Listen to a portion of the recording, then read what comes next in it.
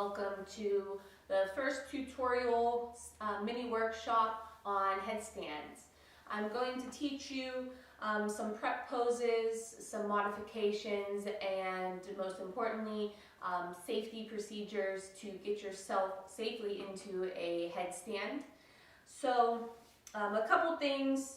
You will always hear many different ways and explanations and tips and techniques on how to get in and out of many poses.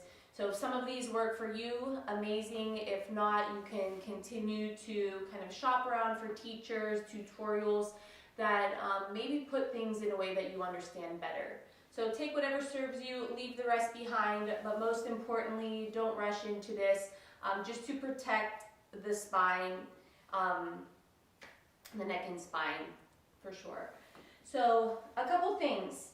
You want to warm up the core and the shoulders. So some nice poses are going to be downward dog, high plank, and I'll go through these. Down dog, high plank, and dolphin. So dolphin is kind of like the pose that comes, for me, right before you move into a headstand. It kind of sets you up nicely. So if you want to just warm up with me, we're going to find downward dog. And just pedaling out through the backs of the legs. And then once you can still the lower body, bring your awareness to your shoulders, your arms, your core. So the upper body.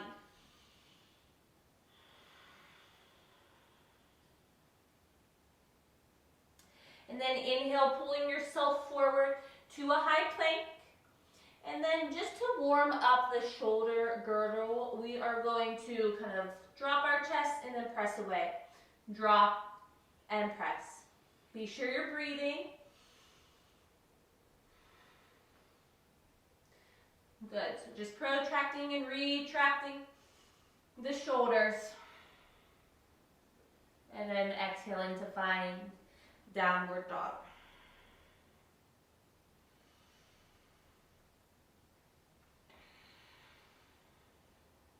And then again, coming forward to your high plank, and then dropping to your forearms, replacing your elbows where your hands just were, and then coming into dolphin. So pretty much downward dog on your forearms.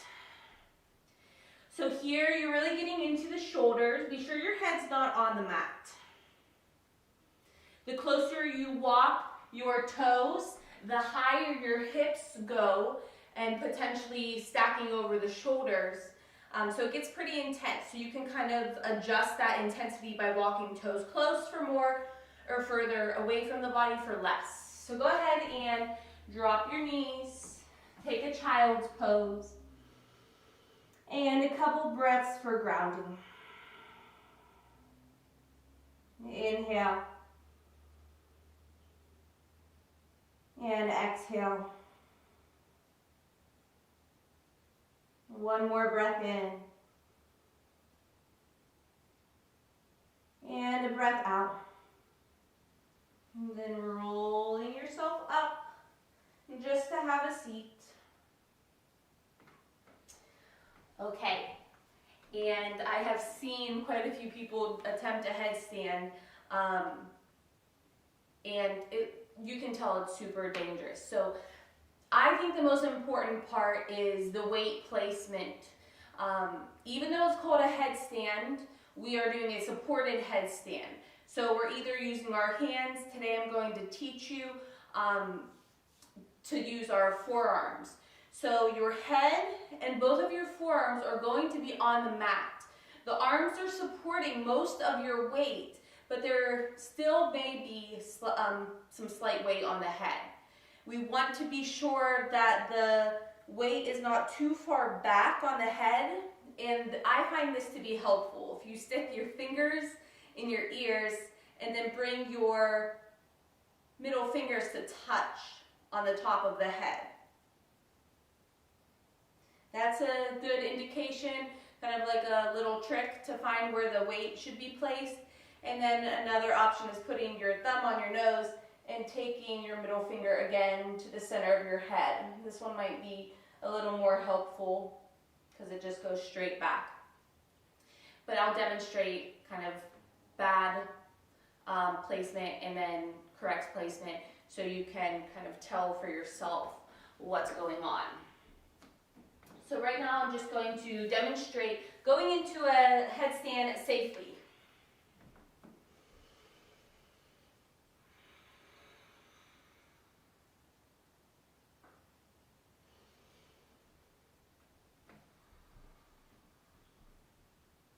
Clasp my hand. Dolphin. Placing my hairline on the mat.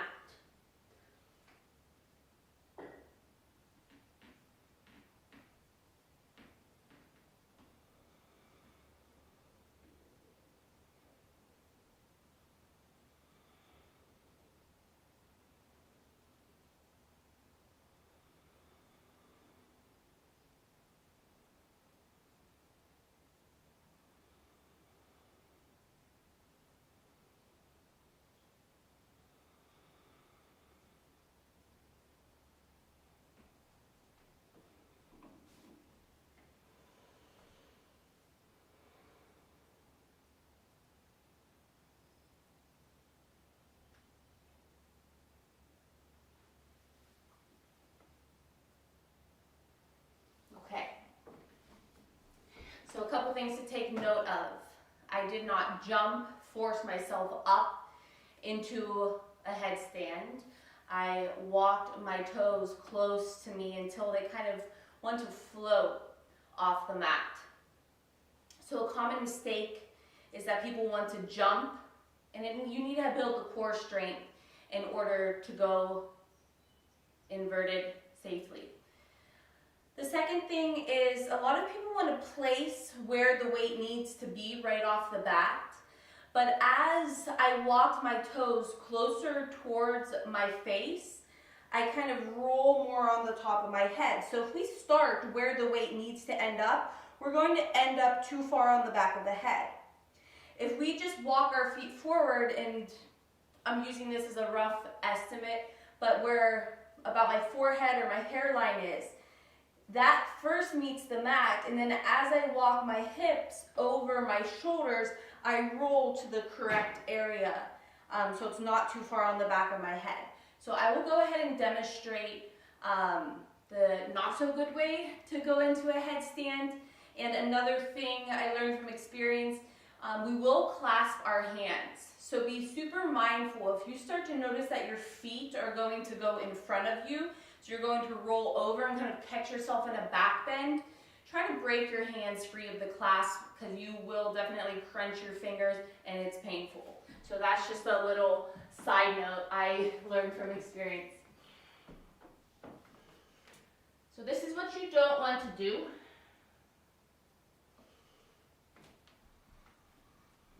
So we'll clasp our hands, walk our feet up, and then right off the bat, I'm too far on the tip of my head. And then you walk your feet in, you kind of jump up. You see how I can almost collapse and roll.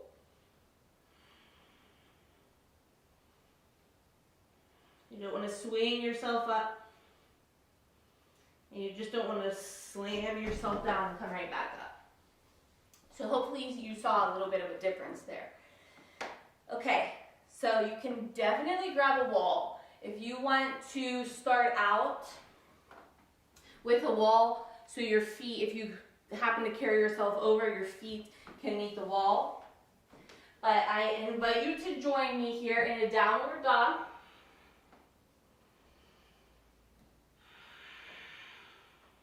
And then inhale, pull it forward to a high plank. Exhale, forearm plank. Clasp your hands so the pinky knife edge of the fingers meet the hands.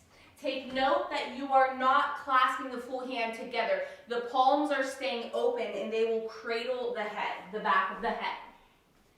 Start to walk your toes up.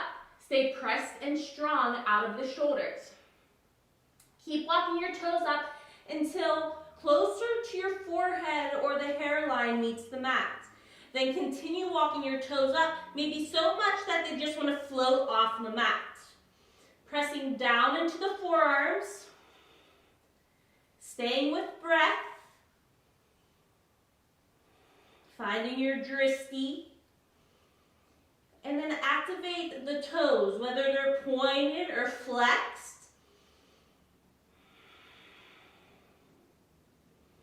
And if you fall over, break your hands free of the clasp. If you came up, maybe your feet are split, something to help you find a little more balance. And then you can tuck one knee into the chest, then the other, and lower down.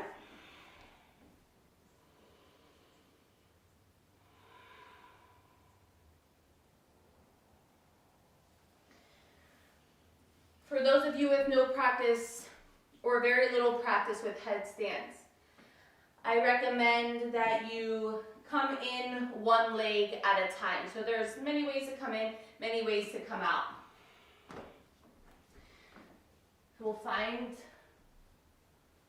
our dolphin, dropping the forehead hairline to the mat, walking your toes forward, and maybe you just start taking one foot in and the other foot in.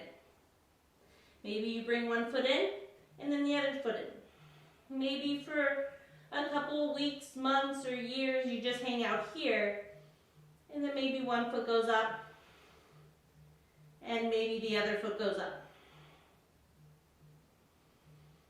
And then you come down the same way. Relaxing in child's pose, maybe rocking the forehead side to side.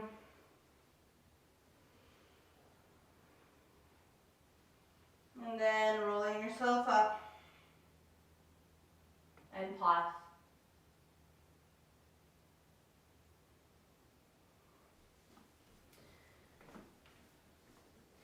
Okay, the second way that you will often see in class to come in to a headstand is from a wide-legged fold. So in a wide-legged fold,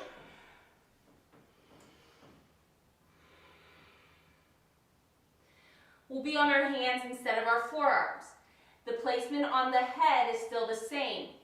The weight distribution between the head and the hands is still the same. So most weight is on the hands.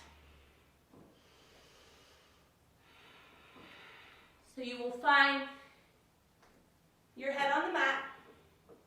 You'll come onto your toes and you'll straddle yourself up, staying nice and active, muscles hugging around bone in the legs.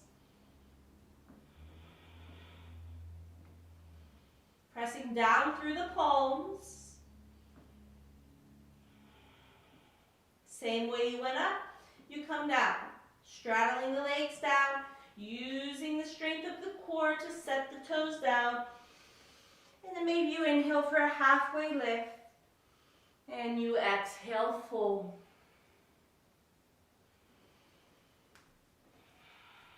Softening the knees, bringing your hands to the hips. Engage your core, helping yourself up. And then coming to standing.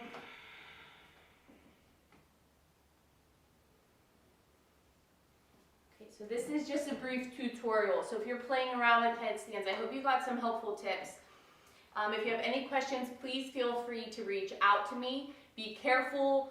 If you want some padding underneath your head, if you use the wall, just please be careful of the cervical spine. If you have any shoulder and neck injuries already, I recommend do not doing this at all. And please let me know what else you would like to see. Thank you so much for joining me. Namaste.